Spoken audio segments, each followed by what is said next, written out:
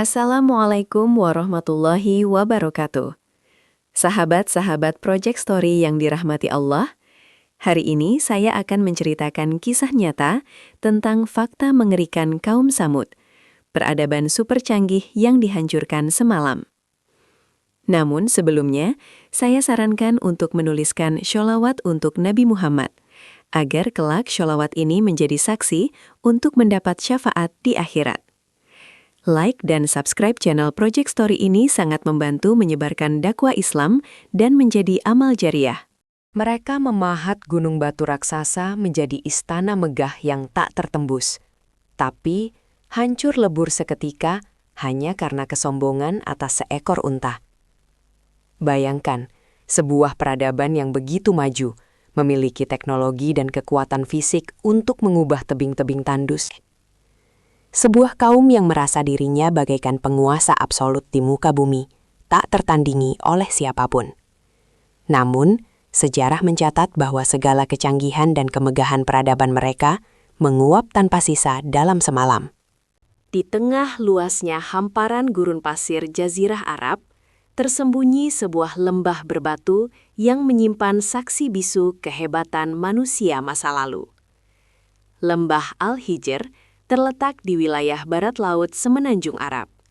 Dikelilingi oleh formasi batuan pasir merah yang menjulang tinggi ke angkasa. Tempat ini pernah menjadi pusat peradaban yang berdenyut kencang. Angin gurun yang bertiup hari ini seolah membisikkan kisah kejayaan sekaligus kehancuran yang sangat tragis. Di balik keheningan gurun ini, ribuan tahun lalu, terdapat hiruk-pikuk sebuah bangsa besar yang membangun kotanya dengan memahat langsung perut bumi. Kaum Samud adalah bangsa penerus kaum Ad yang sebelumnya juga telah dibinasakan karena keingkaran mereka. Mewarisi genetik dan kekuatan pendahulunya, kaum Samud dianugerahi kelebihan fisik yang luar biasa oleh Sang Pencipta. Mereka adalah ras manusia dengan postur tubuh yang sangat tinggi besar, otot yang kuat, dan kecerdasan otak yang melampaui rata-rata peradaban di zamannya. Tuhan memberikan mereka tanah yang subur, mata air yang memancar jernih, dan kekayaan alam yang melimpah ruah. Di bawah naungan langit biru yang cerah, mereka hidup dalam kemakmuran yang nyaris tanpa celah. Kekuatan fisik kaum Samud bukanlah sekedar mitos belaka. Bayangkan tangan-tangan kekar manusia yang mampu menghancurkan dan membelah bongkahan batu karang raksasa hanya dengan menggunakan peralatan sederhana peninggalan zaman perunggu. Mereka menggunakan kekuatan tubuh mereka yang luar biasa untuk mengukir pilar-pilar tebing, menggeser bertonton batuan berat tanpa bantuan alat mekanis canggih seperti zaman modern. Ketangguhan fisik yang mengagumkan ini perlahan membuat mereka merasa bahwa mereka tidak membutuhkan pertolongan siapapun. Mereka merasa mandiri secara absolut, sebuah jebakan psikologis yang seringkali menghancurkan pondasi spiritual peradaban supermaju. Kejeniusan arsitektur kaum Samud adalah sebuah mahakarya yang menentang zaman. Alih-alih membangun rumah di atas permukaan tanah yang rentan terhadap badai gurun, mereka justru memahat gunung dan bukit batu menjadi istana-istana megah yang sangat aman dari segala ancaman cuaca maupun serangan musuh. Fasad-fasad bangunan mereka dihiasi dengan ukiran geometris dan pilar-pilar raksasa yang sangat presisi. Setiap pahatan pada tebing batu merah itu adalah demonstrasi arogansi sekaligus kecerdasan mereka. Sebuah pameran teknologi kuno yang hingga hari ini masih membuat takjub para arkeolog modern yang menelitinya. Tidak hanya memegang kendali atas arsitektur batu, kaum Samud juga merupakan insinyur pertanian yang luar biasa cakap. Mereka mampu mengelola sumber daya air di tengah gurun dengan sangat efisien. Mereka membangun saluran-saluran irigasi canggih yang mengalirkan air dari mata air tersembunyi menuju kebun-kebun kurma, ladang gandum, dan taman-taman hijau. Kekayaan agrikultur ini memberikan mereka ketahanan pangan yang tanpa tanding, membuat lumbung penyimpanan selalu penuh. Gaya hidup mereka perlahan berubah menjadi sangat hedonis, dikelilingi oleh segala kemewahan duniawi yang memabukkan dan memanjakan hasrat mereka setiap hari. Namun, seperti hukum alam yang sering berulang dalam sejarah peradaban manusia, kemewahan dan kekuatan yang tidak dibarengi dengan rasa syukur pada akhirnya akan melahirkan kesombongan yang mematikan. Kaum Samud mulai melupakan eksistensi sang pemberi nikmat. Mereka meyakini bahwa segala pencapaian luar biasa itu murni karena keringat, kekuatan otot, dan kecerdasan intelektual mereka sendiri. Kesombongan merasuk ke dalam relung hati para pemimpin. Mereka mulai memandang rendah bangsa-bangsa lain dan hidup dalam keangkuhan. Hukum rimba mulai diberlakukan secara kejam, di mana pihak yang kuat dengan mudah menindas kelompok yang lemah tanpa belas kasihan. Kehampaan spiritual selalu mencari pelarian pada hal-hal yang tidak rasional. Di tengah kemegahan istana batu buatan mereka, kaum Tsamud justru terjerumus ke dalam kesesatan penyembahan berhala yang kelam. Mereka memahat patung-patung dari bongkahan batu dan kayu, menaruhnya di tempat-tempat suci buatan mereka, dan menyembahnya sebagai Tuhan yang mendatangkan perlindungan.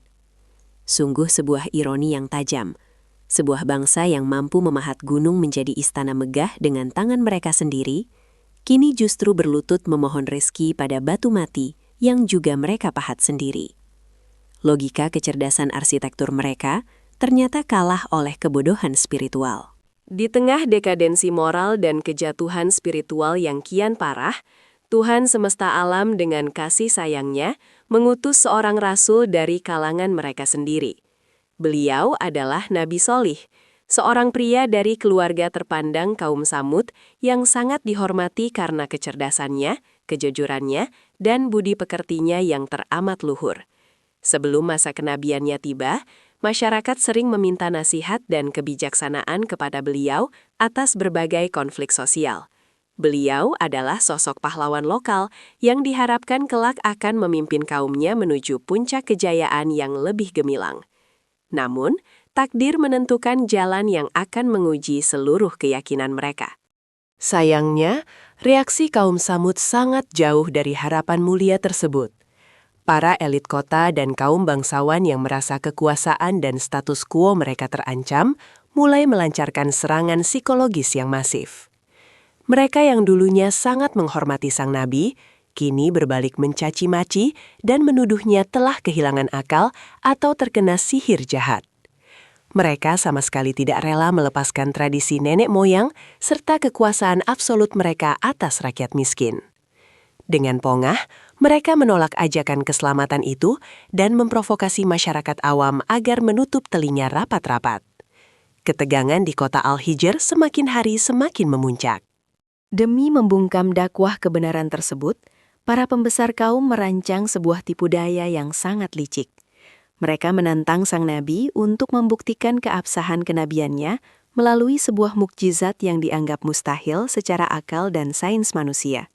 Mereka membawa utusan Tuhan tersebut ke sebuah batu karang padat yang menempel di sisi gunung, lalu menuntut agar ia mampu mengeluarkan seekor unta betina raksasa yang hidup dari dalam batu keras tersebut. Syarat yang mereka ajukan sangat spesifik dan tak masuk akal. Unta itu harus berbulu lebat, sedang bunting besar, dan langsung melahirkan di depan mata mereka semua. Tantangan itu disanggupi, dengan syarat yang tegas bahwa mereka harus memeluk keimanan jika mukjizat itu benar-benar terwujud di hadapan mereka. Setelah sumpah diucapkan, sang nabi memanjatkan doa kepada Tuhan alam semesta. Suasana mendadak hening seketika. Tiba-tiba, bumi bergetar ringan, dan batu karang raksasa yang keras itu terbelah dengan suara gemuruh yang menggelegar. Dari celah batu karang yang terbelah, melangkahlah keluar seekor unta betina raksasa yang sangat cantik, persis seperti kriteria mustahil yang mereka minta. Keajaiban itu membuat semua mata terbelalak, melihat makhluk ciptaan Tuhan yang lahir secara langsung dari batu. Kehadiran hewan luar biasa ini dikenal sebagai unta Allah, sebagai tanda nyata kebesaran Sang Pencipta yang tidak dapat dibantah. Sang utusan kemudian memberikan instruksi tegas berdasarkan wahyu yang diterimanya. Unta raksasa ini memiliki hak istimewa di dalam lembah tersebut. Karena ukurannya yang masif, unta ini membutuhkan pasokan air yang sangat banyak. Oleh karena itu, ditetapkanlah peraturan pembagian air secara bergantian. 1 hari penuh, seluruh air diperuntukkan khusus bagi sang unta, dan sebagai gantinya, unta ini menghasilkan susu melimpah bagi seluruh penduduk. Di hari berikutnya, penduduk kota dibebaskan mengambil air sebanyak mungkin. Mujizat yang sangat nyata dan hidup ini akhirnya memecah kaum Tsamud menjadi 2 kubu yang berseberangan. Sebagian kecil dari mereka terutama rakyat biasa dan mereka yang berhati bersih, segera bersujud dan menyatakan keimanan penuh kepada Tuhan. Namun sangat disayangkan, mayoritas penduduk dan para pemuka elit kaum justru bersikukuh dalam kebutaan dan kekafiran. Walaupun kedua mata mereka menyaksikan langsung keajaiban yang meruntuhkan segala logika kecerdasan mereka, hati mereka telah membatu. Mereka merasa sangat terhina karena dipaksa harus berbagi sumber daya air dengan seekor hewan, mengabaikan fakta bahwa susu sang unta menafkahi mereka. Kebencian para elit yang sombong terhadap eksistensi unta betina itu semakin hari semakin mendidih tak terkendali. Unta itu seolah menjadi monumen hidup dari kebenaran dakwah tauhid sekaligus bukti kekalahan argumen mereka. 9 orang pemimpin paling korup dan jahat di kota itu kemudian mengadakan pertemuan rahasia di malam hari yang sangat gelap. Mereka merancang sebuah konspirasi berdarah yang sangat nekat. Tujuan utama mereka hanya satu, membunuh unta suci tersebut demi mengakhiri pengaruh sang utusan Tuhan. Kesombongan dan amarah telah menutupi rasionalitas mereka, mengabaikan ancaman azab mengerikan yang mengintai. Eksekusi dari rencana biadab itu pun akhirnya terjadi dengan kejam. 2 orang algojo paling celaka dari kaum tersebut mengintai sang unta yang sedang minum dengan damai di mata air kesepian. Dengan penuh kebencian, mereka melepaskan anak panah tajam yang menembus kaki hewan tak bersalah tersebut, membuatnya terjatuh menghantam bumi dengan suara rintihan penderitaan. Tidak berhenti di situ, mereka maju dan menebaskan pedang panjang, memutus nadi unta tersebut hingga mati terkapar bersimbah darah di atas pasir gurun. Sebuah kejahatan besar yang melanggar batas kesabaran langit telah resmi dilakukan oleh tangan-tangan kekar mereka. Berita terbunuhnya unta suci itu menyebar dengan sangat cepat ke seluruh penjuru kota Batu. Bukannya merasa menyesal atau ketakutan, kaum Samud justru bersorak-sorai, berpesta merayakan kejahatan brutal mereka. Mereka mendatangi sang utusan Tuhan dengan congkak dan secara menantang meminta agar ia segera mendatangkan ancaman azab yang selalu dikatakannya, jika ia memang benar-benar seorang utusan Tuhan. Mendengar penolakan mutlak tersebut, hati sang nabi hancur dipenuhi duka atas nasib kaumnya. Dengan ketegasan wahyu ilahi, beliau menyampaikan ultimatum terakhir, menyuruh mereka untuk bersenang-senang di rumah mereka selama 3 hari saja sebelum kehancuran total tiba. Menjelang hari-hari perhitungan terakhir, bukannya segera bertobat, 9 penjahat utama itu justru merencanakan kudeta pembunuhan yang jauh lebih gila. Mereka mengikat sumpah di tengah malam untuk menyusup ke rumah sang nabi dan membunuh beliau beserta seluruh keluarganya saat mereka tertidur lelap.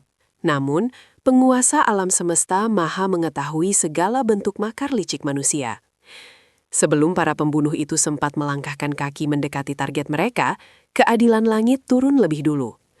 Hujan batu misterius jatuh menghantam dan membinasakan ke-9 konspirator jahat tersebut secara senyap di malam yang gelap, menggagalkan rencana busuk mereka tanpa meninggalkan sisa. 3 hari masa penantian azab itu berubah menjadi siksaan psikologis yang sangat mengerikan. Sesuai dengan peringatan, pada hari pertama, wajah orang-orang kafir yang sombong itu berubah menjadi kuning pucat pasi. Pada hari kedua, wajah mereka memerah seperti darah kental. Dan puncaknya pada hari ketiga, seluruh wajah mereka menghitam legam, dipenuhi teror dan ketakutan yang mencekam relung jiwa. Tanda-tanda alam mulai menunjukkan ketidakwajaran yang luar biasa. Angin berhenti berhembus, burung-burung menghilang dari angkasa, dan keheningan mati menyelimuti lembah Al-Hijr. Kaum yang dulunya congkak, kini bersembunyi ketakutan di dalam istana-istana batu mereka yang megah. Ketika pagi di hari keempat akhirnya menyingsing, saat matahari baru saja memancarkan sinarnya yang dingin, azab yang dijanjikan itu pun tiba dengan tiba-tiba. Bukan melalui invasi tentara besar atau banjir bandang, melainkan sebuah suara teriakan yang sangat keras dari atas langit, yang menembus batas pendengaran. Gelombang suara yang melengking ini memiliki frekuensi destruktif yang mematikan. Bersamaan dengan itu, gempa bumi yang dahsyat mengguncang keras dari bawah tanah. Paduan gelombang suara langit dan guncangan bumi itu seketika memecahkan gendang telinga dan meremukkan jantung-jantung mereka. Mereka mati bergelimpangan dalam hitungan detik. Dalam sekejap mata, peradaban supermaju yang selalu mengagung-agungkan otot kekar dan arsitektur spektakuler itu musnah lebur tak tersisa. Istana-istana batu megah yang dipahat dengan susah payah di tebing gunung memang masih berdiri tegak tak bergeming. Namun seluruh penghuninya telah berubah menjadi mayat-mayat kaku yang bergelimpangan di lantai batunya. Kekayaan yang melimpah, teknologi memahat yang canggih, dan kecerdasan intelektual ternyata tidak memberikan manfaat sedikit pun ketika ketetapan mutlak telah turun. Lembah Al-Hijr berubah seketika menjadi kota hantu yang sunyi senyap, di mana yang tersisa hanyalah monumen batu sebagai saksi bisu kebinasaan yang mengerikan. Reruntuhan epik Madain Saleh hingga hari ini masih berdiri kokoh di tengah padang pasir semenanjung Arab, menatap diam jutaan manusia modern yang datang berkunjung. Kisah kelam yang menimpa mereka bukanlah sekedar dongeng pengantar tidur, melainkan sebuah peringatan keras bagi kita yang hidup di era teknologi serba canggih saat ini. Sehebat apapun pencapaian sains umat manusia, setinggi apapun gedung pencakar langit yang mampu kita bangun, semua itu tidak ada artinya tanpa fondasi keimanan dan ketundukan kepada Sang Pencipta. Kesombongan materialistis hanya akan mengulangi sejarah, membawa peradaban manapun menuju jurang kehancuran yang serupa.